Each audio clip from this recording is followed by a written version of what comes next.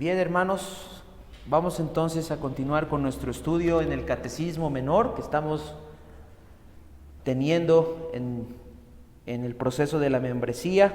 Por la misericordia del Señor, hoy llegamos a la pregunta 27 y en esta sesión, hermanos, vamos a considerar dos preguntas, la pregunta 27 y la pregunta 28, con las cuales vamos a cerrar esta sección de la Cristología que por este tiempo hemos estado considerando. Y miren, hermanos, creo que debemos estar agradecidos al Señor porque desde que hemos empezado este proceso ya hemos considerado la teología propia, hemos considerado también la antropología bíblica, hemos considerado la martología también, que es la doctrina, la rama de la teología sistemática que estudia acerca del pecado.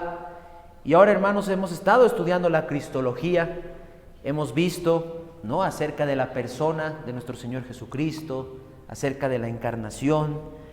Y en las últimas dos sesiones estuvimos viendo los oficios de Cristo, ¿no? Vimos el oficio profético, el oficio sacerdotal y el oficio regio, y la importancia que eso tiene para nuestras almas y también, hermanos, para nuestro crecimiento en la santidad, porque el Señor, por medio de estos oficios, obra en el corazón de sus hijos, de su pueblo, hermanos, y esto es muy importante.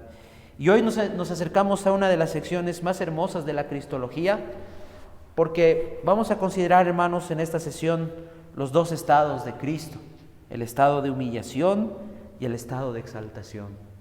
Y esto, hermanos, debe poner temor en nuestros corazones, porque el Señor en este tiempo ha querido que en la iglesia, tanto en los sermones dominicales como también dentro de esta instrucción del proceso de membresía, consideremos y estemos meditando acerca de la obra de Cristo, hermanos, acerca del Evangelio y la importancia que eso tiene para nosotros, ¿sí? Si en esta tarde, hermanos, estamos reunidos, es porque Cristo ha obrado en nuestros corazones, porque el Señor ha querido, de entre todos esos millones de personas, concedernos su misericordia, hermanos, ¿sí? Obrar en nuestros corazones la salvación preciosa, ¿sí? Y no por algún mérito que nosotros tengamos, sino, como dice la Escritura, de sola gracia y de sola misericordia, hermanos.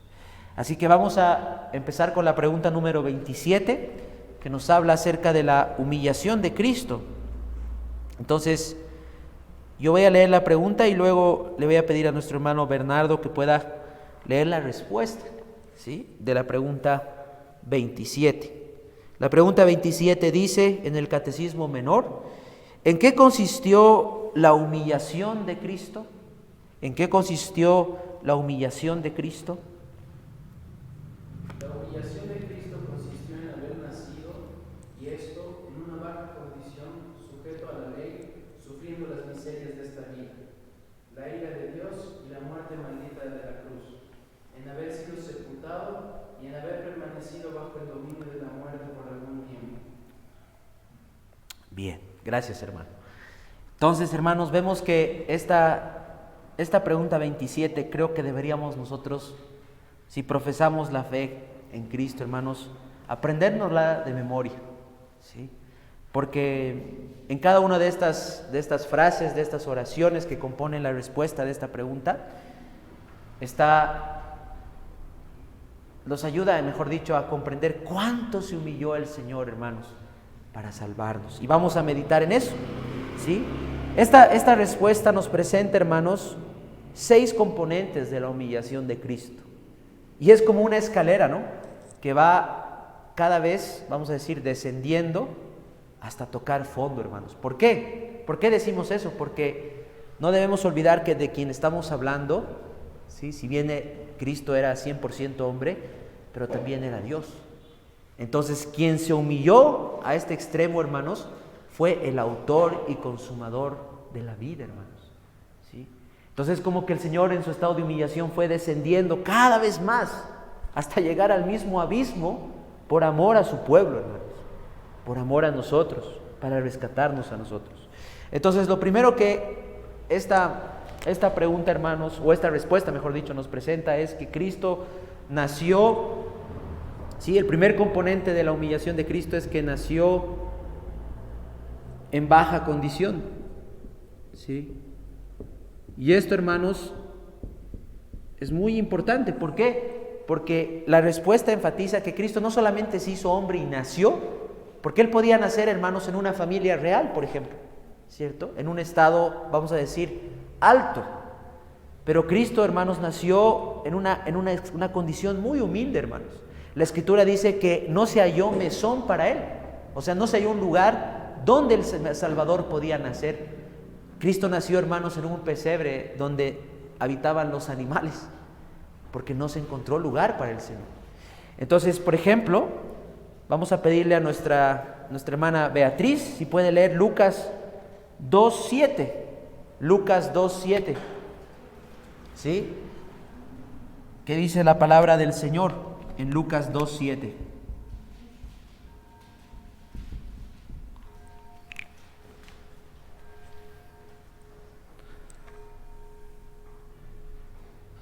Lucas 2:7. Y dio a luz a su hijo primogénito, y quien lo envolvió en pañales y lo acostó en un pesebre, porque no había lugar para ellos en el mesón. Bien. Entonces, esto, hermanos, imagínense que el Rey de Gloria, como dice el Salmo 24, hermanos, venía a esta tierra y que no se encontró un lugar donde Él pueda nacer, hermanos. Sí. Y esto es parte, hermanos, de la humillación de Cristo. Y esto es importante, hermanos, porque nos ayuda a recordar cuánto se humilló el Señor desde su nacimiento, hermanos. Porque a veces nosotros, cuando hablamos de la humillación de Cristo, nos concentramos netamente a lo que el Señor padeció en la cruz. Y está bien, ¿no? Porque como vamos a ver, es parte de eso. Pero, hermanos, esto no debemos olvidarnos, ¿sí? Todos nosotros, siendo viles pecadores, hermanos, hemos tenido un lugar donde poder nacer. Pero en el caso de Salvador, el creador de todo esto, hermanos, ¿sí?, el Rey de Reyes y Señor de Señores, no tuvo un lugar, hermanos. Y esto tiene, vamos a ver ya luego en las aplicaciones, una importancia muy grande para nosotros, porque nosotros muchas veces nos descontentamos con lo que el Señor nos concede, ¿no? Pero debemos recordar y mirar a Cristo, hermanos, desde su nacimiento, cuánto el Señor se humilló. En segundo lugar, el segundo componente de la humillación de Cristo es que el Salvador o el Mesías se sujetó a la ley. Se sujetó a la ley de Dios, ¿sí? Y el mismo Señor, hermanos, dijo que Él vino a este mundo no para abrogar la ley, sino para cumplirla. Y la cumplió ciertamente no, hermanos. Fue circuncidado al 8º día. El Señor nunca transgredió ninguno de los mandamientos que estaban prescritos en la palabra del Señor. Dio ejemplo siempre, en todo momento y en toda circunstancia. Aun cuando sus enemigos lo maldecían, lo agredían, el Señor enmudecía, ¿sí? Y mostró esa mansedumbre y esa obediencia al Padre hasta la muerte, hermanos. Él nació bajo la ley, quiere decir que también, hermanos, Él nació, ¿no?, dentro del pueblo judío. El Mesías, prometido en las Escrituras, vino del pueblo de Israel, como dice la palabra del Señor, y vino de la descendencia de David, como la Escritura decía, hermanos, ¿sí?, como el Señor había profetizado muchos años antes de la venida del Mesías. Y esto es parte de la humillación, porque miren, hermanos, Cristo, siendo el Rey, se sometió y se sujetó a la ley que Dios mismo había establecido en su palabra. Hoy en día, hermanos, nuestros gobernantes, ¿no?, alrededor del mundo tal vez dictan muchas normas, muchas reglas y muchas normas que ellos tal vez ni siquiera cumplen, hermanos.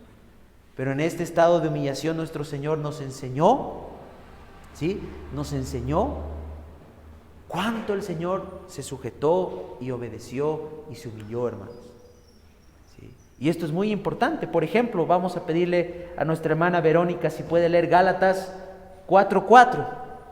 Gálatas capítulo 4, versículo 4.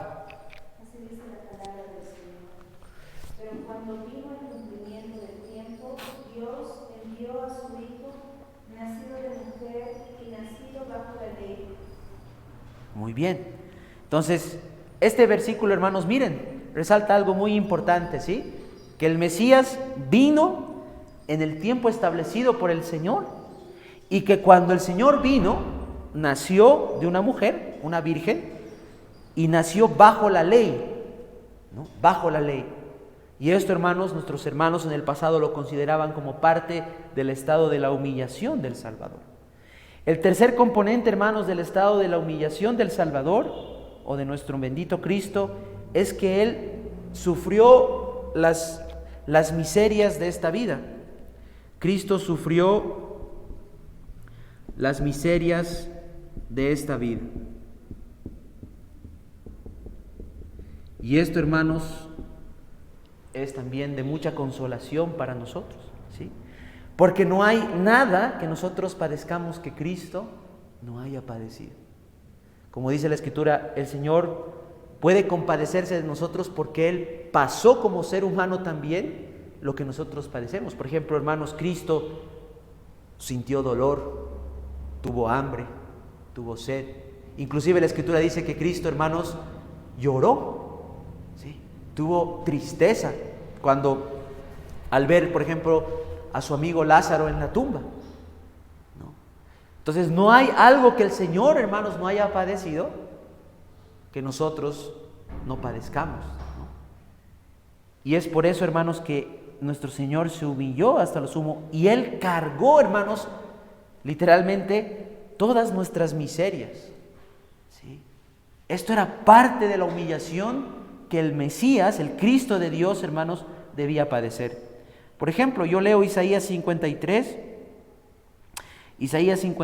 versículo 3, dice la palabra del Señor de la siguiente manera: despreciado y desechado entre los hombres, varón de dolores, experimentado en quebranto, y como que escondimos de él el rostro, fue menospreciado y no le estimamos. Este texto, hermanos, en Isaías 53:3 utiliza una palabra muy importante: varón de dolores. Esto en el original significa, hermanos, que nadie sufrió ni sufrirá como Cristo, hermanos. O sea, que Él está a la cabeza, hermanos, de eso, ¿sí? Es el varón de dolores. Esa es la expresión, hermanos, en el original. Y esto es muy importante, hermanos, entender que la humillación del Salvador tenía que ver con cargar las miserias de esta vida. ¿Y por qué decimos miserias? ¿Por qué estas miserias han entrado a este mundo, hermanos? Por causa del pecado, ¿sí? Por causa del pecado, Cristo, hermanos, tenía que padecer esto. El cuarto componente, hermanos, de la humillación de Cristo es que Él soportó, en ese estado de humillación, soportó la ira de Dios, ¿sí? Soportó la ira de Dios, hermanos. Y esto es algo que nosotros, hermanos, nunca vamos a llegar a comprender. Muchas veces nosotros podemos hablar de la ira de Dios, podemos conocer tal vez intelectualmente la ira de Dios, pero es algo que no podemos concebir, hermanos, ¿sí? Pero ¿saben? La Escritura dice que terrible cosa es caer en manos de Dios. Y Cristo, hermanos, fue atravesado por la justicia de Dios. Él soportó y cargó la ira de Dios. Y justamente el anterior fin de semana, el anterior día del Señor, meditábamos en ese texto, ¿no? Cuando el Señor clamó desde la cruz y dijo: Dios mío, ¿por qué me has desamparado? ¿Sí? Dios castigó al Señor Jesucristo. La copa de la ira de Dios, del Padre, fue derramada sobre el Señor Jesucristo y Él bebió hasta la última gota, hermanos, de eso. Lo que ustedes y yo nos merecemos, nuestro bendito Salvador Jesucristo, hermanos, sufrió y soportó la ira de Dios. Y esto, hermanos, es algo que tiene que ver con la humillación del Salvador. Como aquel hijo en el cual el Padre se deleitaba, tenía complacencia, hermanos, fue atravesado. por la justicia de Dios. Fue traspasado, como dice la Escritura, por la justicia de Dios. Un quinto componente, hermanos, del estado de humillación de nuestro bendito Señor Jesucristo es que Él soportó la muerte en la cruz.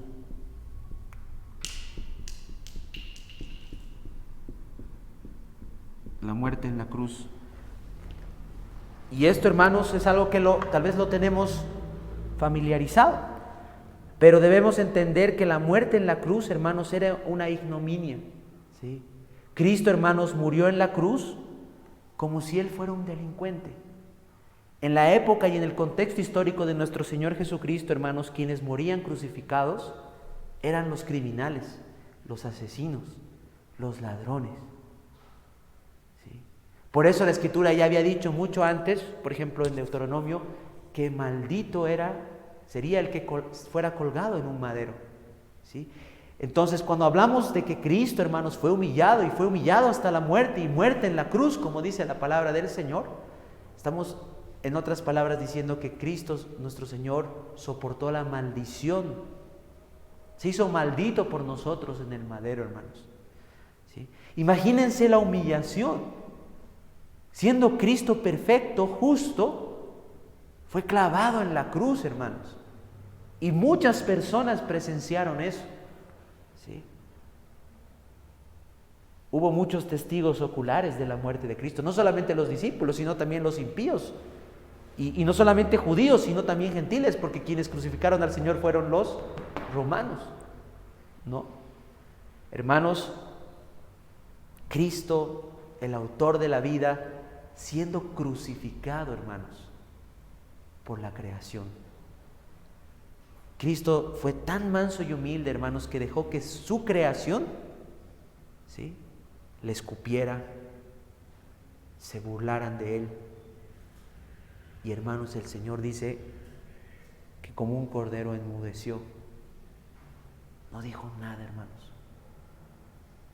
Oh, la humillación de Cristo, hermanos, es algo que escapa de nuestra comprensión.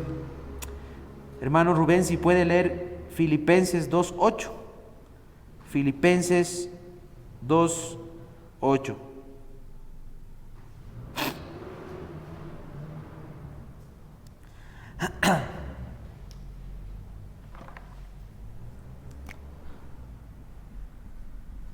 Filipenses 2:8.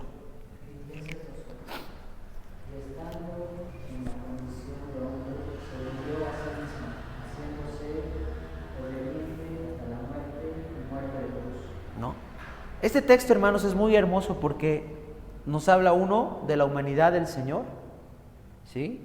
Dos, hermanos, nos muestra que cuando el Señor se humilló en la muerte en la cruz, lo estaba haciendo en obediencia al Padre, ¿sí?, porque esa era la voluntad del Padre. Y número 3, hermanos, ¿no?, dice que esa muerte especifica que el Señor no murió de cualquier forma, ¿no?, sino que Él murió en la cruz, para enfatizar, ¿no? La Escritura quiere enfatizar aquí que fue una muerte, vamos a decir, maldita en un sentido, ¿no? O sea que el Señor tuvo que soportar esa maldición, tenía que llevar esa ignominia, hermanos, porque eso es lo que merecían nuestros pecados, ¿sí? Y finalmente, hermanos, un sexto componente del estado de humillación de nuestro Señor es que Cristo, hermanos, y esto es muy importante, hermanos, ¿sí?, fue sepultado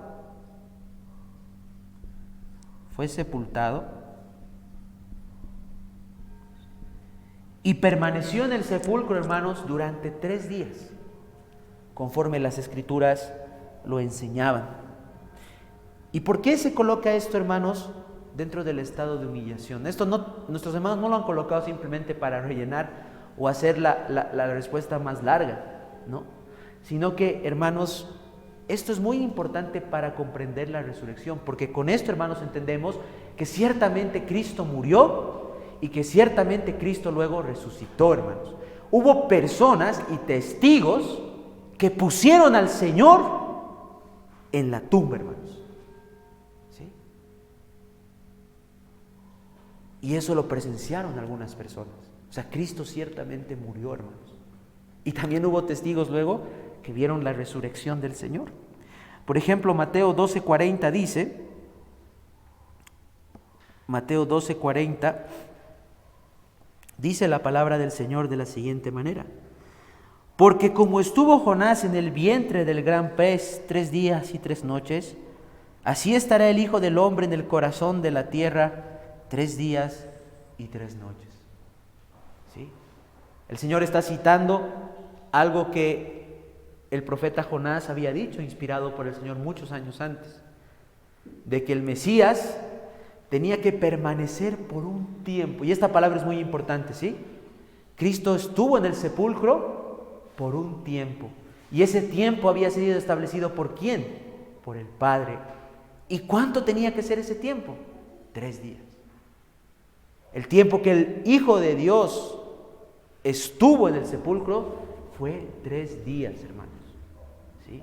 Y esto es importante. Y saben, hermanos, esto es tan importante que, por ejemplo, en los credos universales de la Iglesia está.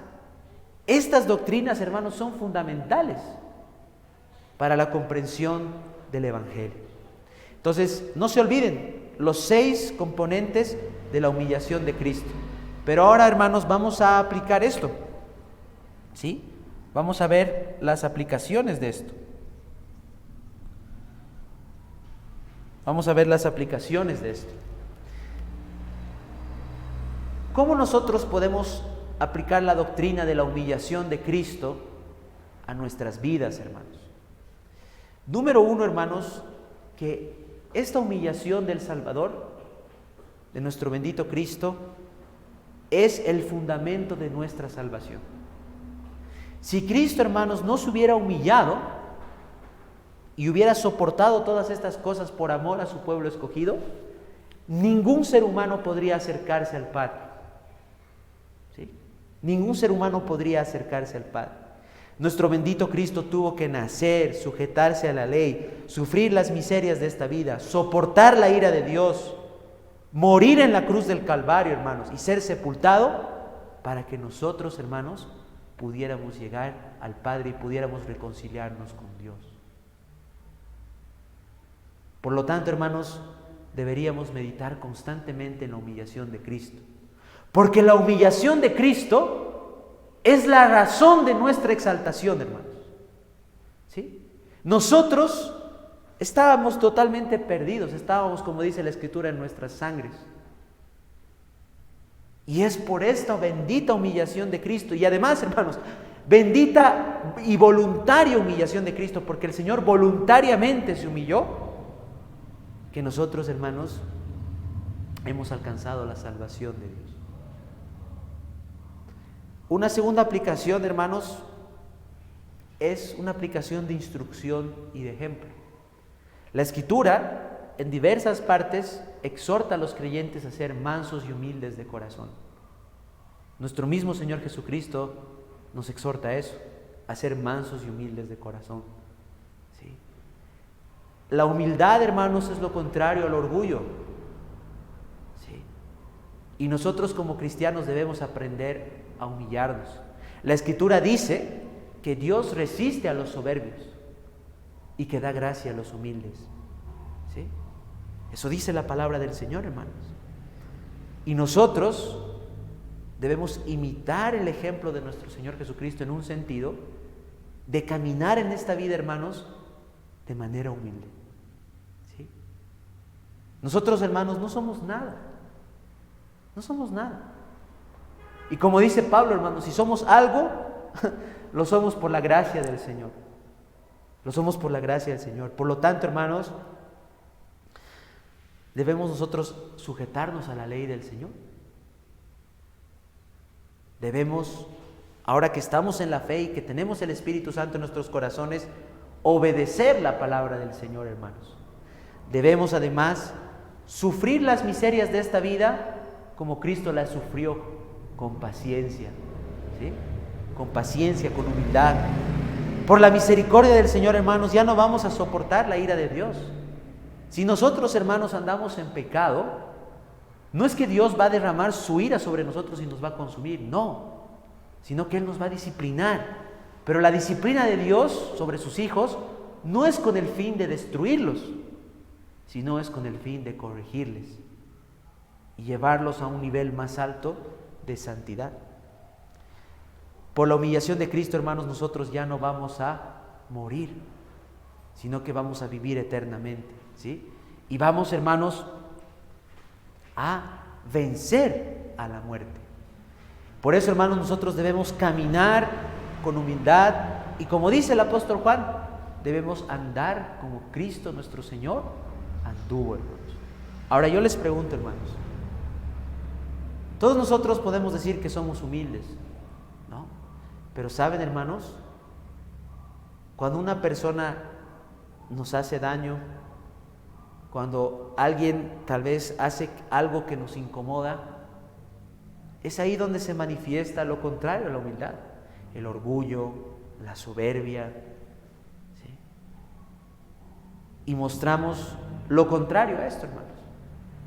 Pero recordemos, hermanos, el estado de humillación de Cristo. Cuando eso sucede, hermanos, de manera práctica recordemos cómo Cristo se humilló, cómo el Señor de la vida, el Rey del universo, hermanos, siendo lo que es, se humilló.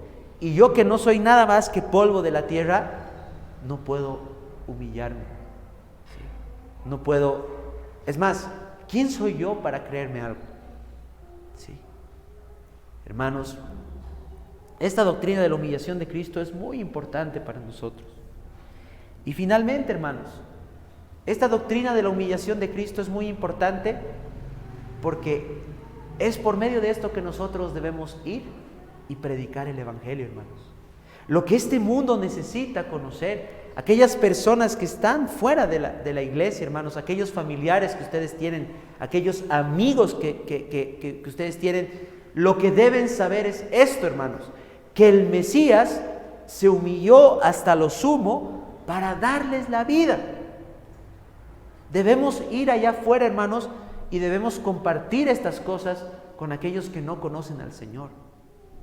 Podemos usar estos componentes de la humillación de Cristo para hablarle a una persona de nuestro Salvador. Decirle, por ejemplo, ¿tú sabías que Cristo obedeció hasta la muerte para darte vida? ¿Tú sabías que Cristo se hizo maldición en la cruz para que tus pecados fueran perdonados? ¿Tú sabías que Cristo, siendo Dios, fue sepultado y pasó 3 días en el sepulcro para que tú no mueras? Esto es, hermanos, el Evangelio, ¿sí? Este es el Evangelio que nosotros debemos ir y compartir con las personas. Por eso, hermanos, esta doctrina que les estamos compartiendo en esta noche es muy importante. Conocer los componentes de la humillación de Cristo. Y saben, hermanos, nosotros como cristianos ignoramos esto. Tal vez si yo les hubiera preguntado al principio, ¿cuáles son los componentes o los elementos de la humillación de Cristo? Yo estoy seguro que la mayoría de ustedes me habría dicho la muerte en la cruz. Pero miren, hermanos, que hay más cosas, ¿no? Y podríamos profundizar en cada una de estas cosas que obviamente por el tiempo, ¿no?, y por la instrucción que queremos dar, hermanos, no se puede hacer en una sola sesión. Pero lo importante es que nosotros vayamos conociendo esto y la importancia que eso tiene para la iglesia. Y miren, hermanos, hoy en día la iglesia no predica esto, ¿sí? ¿Cuándo ha sido el último sermón, tal vez, que ustedes han escuchado del nacimiento del Señor, de su obediencia perfecta o su justicia perfecta, de su muerte en la cruz? Pablo decía, yo predico a Cristo y a Cristo crucificado, ¿sí? Ese era el ejemplo, hermanos. ¿Cuándo no han escuchado acerca de la sepultura del Señor? Hermanos, estas son cosas que debemos atesorar y que debemos valorar, que en la iglesia del Señor se enseñe. Vamos a pasar a la pregunta número 28, hermanos. Entonces ya hemos visto la humillación de Cristo. Vayamos ahora, en segundo lugar, a ver la exaltación de Cristo, ¿Sí? La pregunta número 28.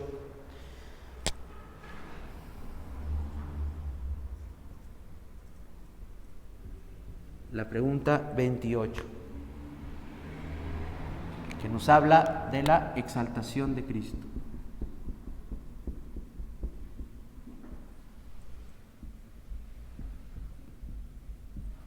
Bien. La pregunta número 28, voy a leer la pregunta 28 y le vamos a pedir a nuestra hermana Jacqueline que pueda leer la respuesta. ¿Sí? La pregunta 28 dice: ¿en qué consiste la exaltación de Cristo? La exaltación de Cristo consiste en haber resucitado de entre los muertos al tercer día, en haber ascendido al cielo, en estar sentado a la diestra de Dios Padre, en venir el último día para juzgar al mundo. Bien, entonces, bendito sea Dios que no solamente, hermanos, nuestro Salvador fue humillado, sino que también por el Padre fue exaltado. ¿Sí? Y hermanos, la exaltación es muy importante para el Evangelio, hermanos, porque nuestra salvación depende no solamente de la muerte de Cristo y de su estado de humillación, con todo lo que hemos visto, sino también de su estado de exaltación, ¿sí? De su resurrección y todo lo que ahora vamos a contemplar, hermanos. Entonces vemos que la exaltación de Cristo, a diferencia de la humillación, que son 6 elementos, la exaltación de Cristo, hermanos, contiene 3 elementos o 3 componentes. En primera instancia, el primer componente es la resurrección. ¿Sí? La resurrección de Cristo. Ese es el primer componente, hermanos. Que Cristo se levantó de los muertos al tercer día. Por ejemplo, si ustedes me acompañan a 1 Corintios, hemos leído en nuestra lectura 1 Corintios 15:4, dice la palabra del Señor: y que fue sepultado, miren, el último elemento de la humillación, y lo conecta con el primer componente de la exaltación. Y que fue sepultado y que resucitó al tercer día conforme a las Escrituras. Entonces, hermanos, el Señor, por medio de sus profetas, no solamente había dicho que nuestro bendito Señor Jesucristo tenía que morir, sino que también el Mesías debía resucitar, como hemos visto, por ejemplo, en Jonás. ¿Sí? Cristo debía resucitar, hermanos, y eso es fundamental, porque con eso, hermanos, Cristo venció a Satanás y a la muerte, y fue hecho primicias de la resurrección. Quiere decir que todos los que hayamos puesto nuestra confianza en el Señor Jesucristo, no moriremos. Cristo dijo: yo soy la resurrección y la vida. Todo aquel que cree en mí no morirá jamás, hermanos. Por lo tanto, así como, miren, hermanos, en el estado de humillación, nuestro Señor desde su nacimiento fue descendiendo hasta el mismo infierno, hermanos. ¿Sí? Hasta el abismo. Fue sepultado. Pero en la exaltación Dios lo levantó de los muertos y lo vuelve a llevar a la gloria que tuvo con el Padre. Nuestro Señor Jesucristo oró eso, ¿no? En Juan 17, antes de ir a la muerte, dijo: Padre, glorifícame, y que yo vuelva a estar ahí cuando yo estuve contigo, en ese lugar, hermanos, de gloria. Y esto, hermanos, nos lleva entonces al segundo componente de la exaltación, que es la ascensión y la entronización. La ascensión y la entronización de Cristo, hermanos. Oh, hermanos, nuestro Señor no solamente fue exaltado resucitando de los muertos, sino que luego, hermanos, luego de que muchas personas, como hemos leído en Corintios, más de 500 personas vieran que Cristo resucitó, vieron a nuestro Señor ascender a los cielos vivo. ¿Sí? Y no solamente ascendió a los cielos, hermanos, porque la palabra del Señor dice que nuestro Señor ahora está sentado a la diestra del Padre. Fue, en otras palabras, entronizado. Fue colocado, hermanos, como rey. Por eso dice el Salmo 2, yo he puesto a mi rey sobre Sión, mi santo monte. Nuestro bendito Salvador está, hermanos, a la diestra del Padre, y desde ahí, hermanos, gobierna e intercede en favor de su pueblo. Me gustaría, hermanos, que me acompañen al libro de los Hechos. Hechos capítulo 1, hermanos.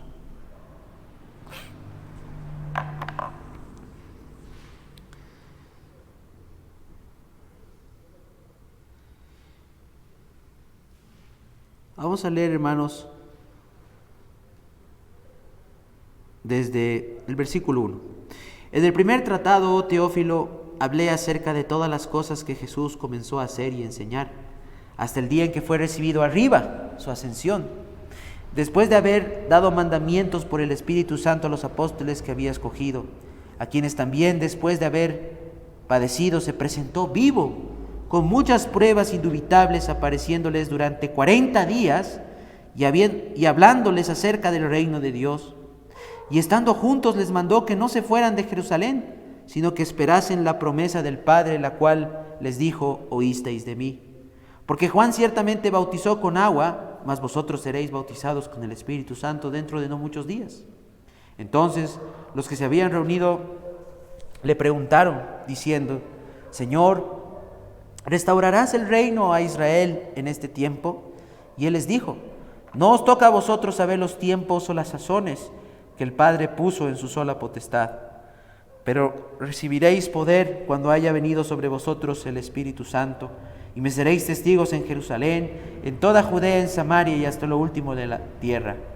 Y habiendo dicho estas cosas, miren esto, hermanos, y habiendo dicho estas cosas, viéndolo ellos, fue alzado, y le recibió una nube que lo ocultó de sus ojos.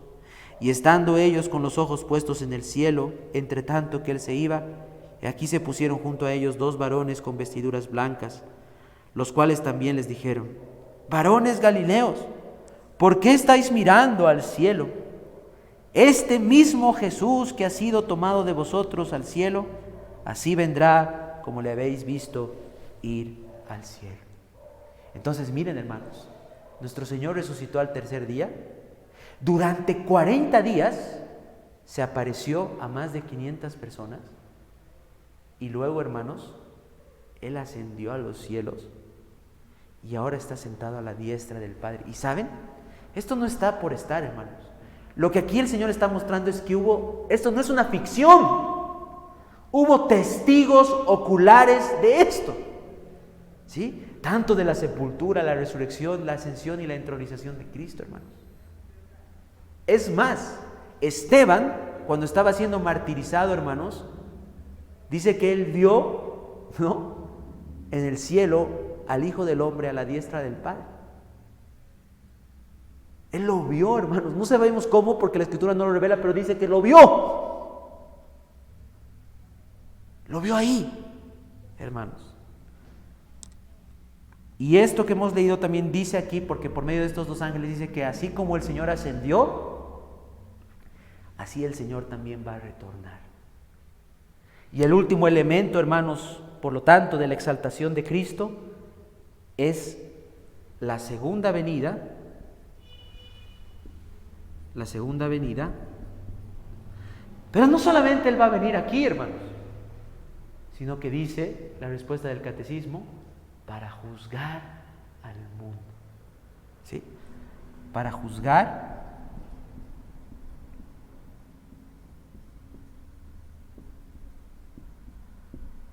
y esto es muy importante. En la primera venida de nuestro Señor Jesucristo, Él vino como un cordero. ¿Sí? Él vino a humillarse y dar su vida por amor de su pueblo. Pero en su segunda venida, hermanos, Él va a venir como rey. con toda su gloria para juzgar y acabar con la maldad de este mundo. Por eso dice la Escritura que todo ojo lo verá, que aquellos que lo traspasaron harán lamentación por él, y que el Señor, como dice el Salmo 2, quebrantará a sus enemigos como vasija, los va a desmenuzar. El Señor va a venir a juzgar a los vivos y a los muertos, hermanos, y todos vamos a comparecer ante el tribunal de Cristo. Y con esto, hermanos, vemos también cómo nuestro Señor no solamente fue humillado, sino que Él también fue exaltado. Por ejemplo, le vamos a pedir a nuestro hermano Abel si puede leer Hechos 17:31. Hechos 17:31.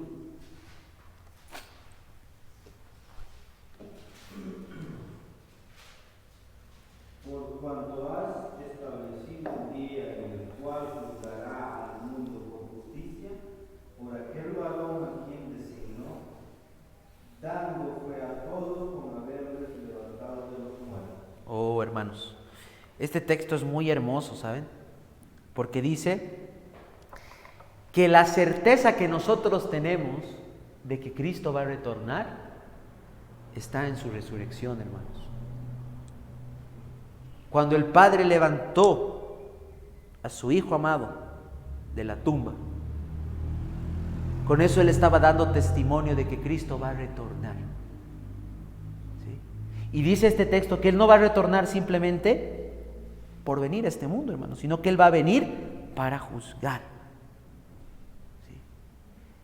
Ese día, hermanos, dice la palabra del Señor que va a venir como ladrón en la noche. ¿Tú sabes cuándo el Señor va a venir? No.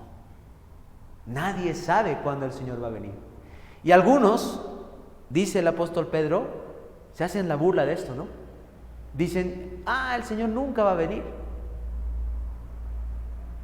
Lo toman como si fuera, hermanos, un cuento. ¿Sí? Pero nosotros que estamos en la fe tenemos la certeza de que el Señor va a venir. Es más, nosotros esperamos eso. Pero, hermanos, no olvidemos esta parte que es muy importante.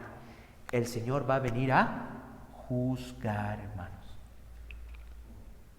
Tú y yo vamos a dar cuentas al Señor. Y si no estamos en Cristo, en ese día, vamos a ser hallados faltos. Vamos a ser condenados. Porque un juicio es eso, ¿no? En un juicio, hermanos, o eres absuelto de la culpa, o eres condenado. ¿Sí? No hay puntos medios, hermano. No va a haber, en ese día no va a haber una negociación. Dios no va a negociar con el hombre y va a decir cuántas buenas obras tú has hecho, cuántas esta otra persona ha hecho. No, Dios va a juzgar. Y va a juzgar conforme a su palabra, hermanos. Y todos los que no estén en Cristo van a ser hallados faltos. Aún así hayan participado externamente del pacto de gracia. ¿Sí? Entonces, hermanos, vamos a aplicar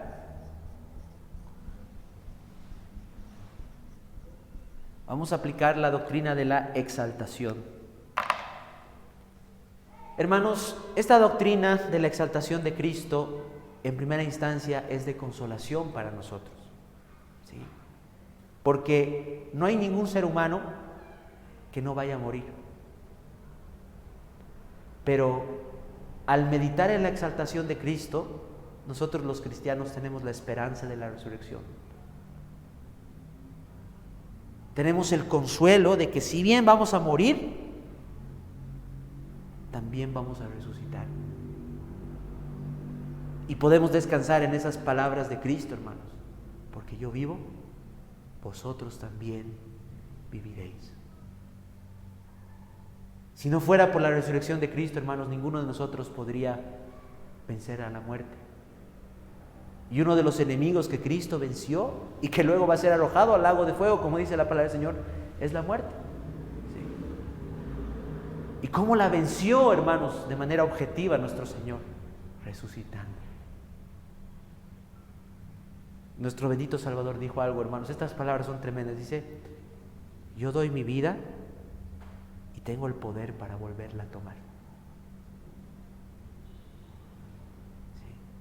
Ahora, hermanos, la resurrección también es una doctrina y el estado de exaltación, de exhortación, porque, hermanos, no solamente los creyentes van a resucitar, los impíos también van a resucitar. ¿Sí? Solamente que van a resucitar de diferente manera.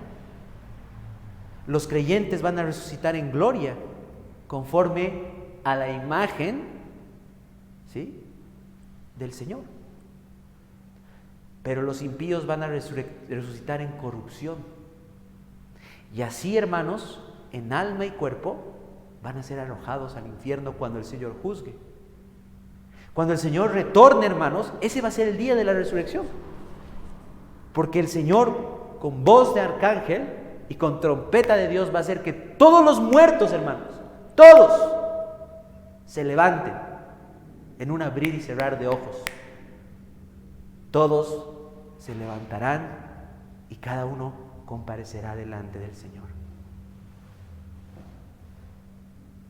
Ese día va a venir, hermanos. ¿Sí? Y 3, hermanos, es también de exhortación para nosotros los creyentes. Porque si nosotros sabemos que nuestro Señor, miren, estamos meditando en la exaltación de Cristo, no nos perdamos, que el Señor ha resucitado, que Él está ahí a la diestra del Padre, cuidando de su pueblo, intercediendo por su pueblo. Y sabemos y tenemos la certeza que Él va a retornar para juzgar. ¿Cómo deberíamos nosotros conducirnos en esta vida? Como siervos del Señor. Hay muchas parábolas en la Escritura, hermanos, que dice que cuando el Señor retorne, ¿sí?, el Señor nos halle trabajando en su obra, nos halle sirviendo al Señor, ¿sí?, nos halle siendo fieles al Señor. Entonces, hermanos, esta doctrina es para despertarnos, ¿sí?, para despertarnos. Porque el Señor va a retornar y nos va a pedir cuentas, hermanos, como en la parábola de los talentos.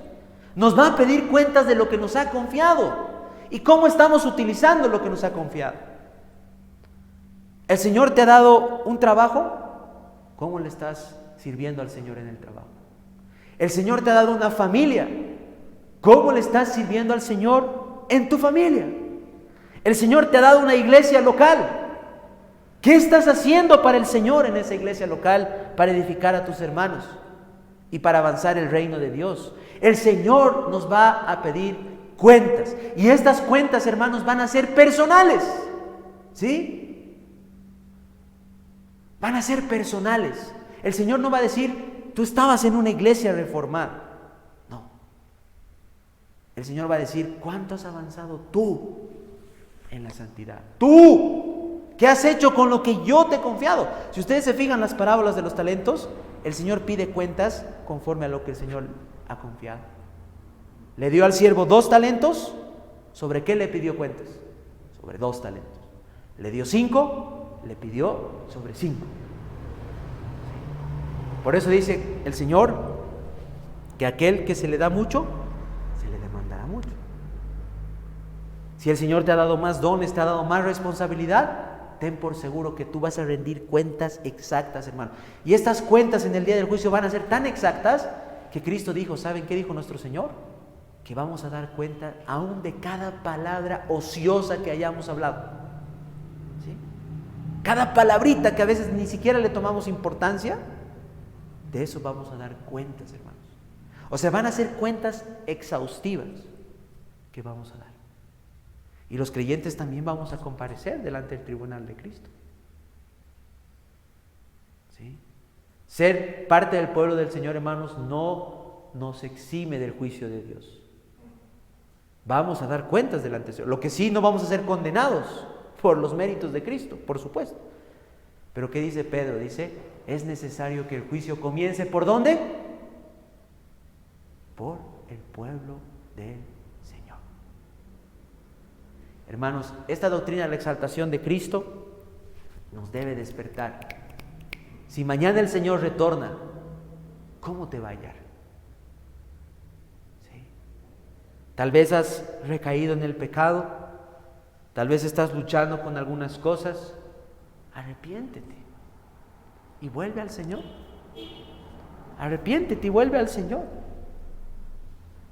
No dejes que tu pecado siga avanzando y sigas cada vez más declinando en la fe. Esta mañana leí algo muy hermoso que decía: a veces nuestro pecado no mortificado es como la oruga y la langosta en el Antiguo Testamento, ¿no? Que durante muchos años se comió todo el fruto.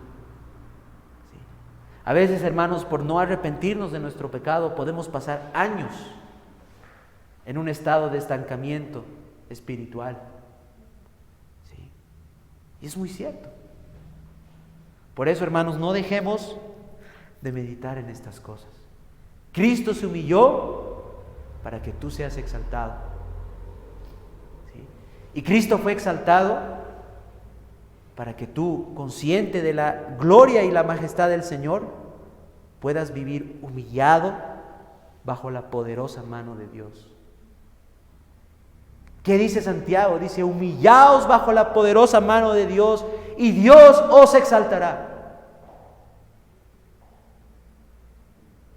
Hermanos, vivamos meditando en esto, hermanos, que estas doctrinas de la exaltación, de la humillación y de la cristología en general nos lleven, hermanos, a amar más al Señor y a vivir para Él. Sí, y a vivir para Él. Vamos a orar, hermanos, en esta noche. Oh misericordioso Padre, te damos gracias, Señor, por tu palabra. Señor, pero te damos gracias en verdad por Jesucristo nuestro Salvador. Gracias porque nuestro bendito Redentor realmente se humilló tanto, Señor, tanto que nuestra mente no puede llegar a comprender. Pero sí, Padre, descendió hasta el abismo, Señor, para rescatar a miserables pecadores como nosotros, Señor. Oh Padre, esa sangre fue derramada por nosotros para que nuestros pecados fueran limpiados, Señor, para que nosotros pudiéramos acercarnos a ti, Señor, que eres santo, justo y perfecto, Señor. Pero Padre, qué hermoso es ver que nuestro Salvador no solamente fue humillado hasta lo sumo, o se humilló hasta lo sumo, sino también que fue exaltado, Señor, hasta lo sumo.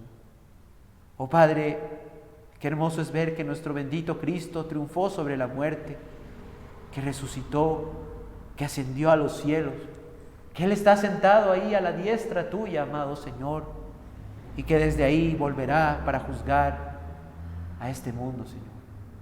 Oh Padre, pronto vendrá el día del juicio final, y nosotros, Señor, no tememos porque hemos experimentado tu salvación, pero Padre, ayúdanos a vivir conscientes de que ese día vendrá, de que todos vamos a comparecer delante de ti. Lo oculto será manifiesto, Señor. Y Señor, realmente estamos agradecidos porque si fuéramos pesados y juzgados en nuestra iniquidad, oh, ¿quién podría pararse y ponerse en pie delante de ti, Señor? Pero estamos confiados porque Cristo, Señor, nos ha salvado. Y sabemos que en ese día, Señor, no seremos condenados porque tú lo has prometido. Tú has dicho, Señor, que ninguna condenación hay para los que están en Cristo Jesús, Señor. Y nosotros descansamos en esa promesa, Padre. Si en esta noche hay alguna persona, algún hermano o algún amigo que no está en Cristo, Señor, realmente te oramos, te pedimos, Padre, que puedas obrar en su corazón, que puedas, Señor, mostrarle su vileza, su pecado, y puedas concederle el don de la salvación, Padre. Porque ¿de qué sirve que el hombre, Señor, gane todo, el mundo entero, Señor, si pierde su propia alma, Señor? Oh Padre Santo, te agradecemos por este tiempo, por los hermanos, Señor, que están presentes en esta noche. Y oramos para que tu palabra, Señor, sea bendecida y aplicada con poder a nuestros corazones. Es en Cristo Jesús, Señor, que oramos y te pedimos todas estas cosas. Amén. Amén.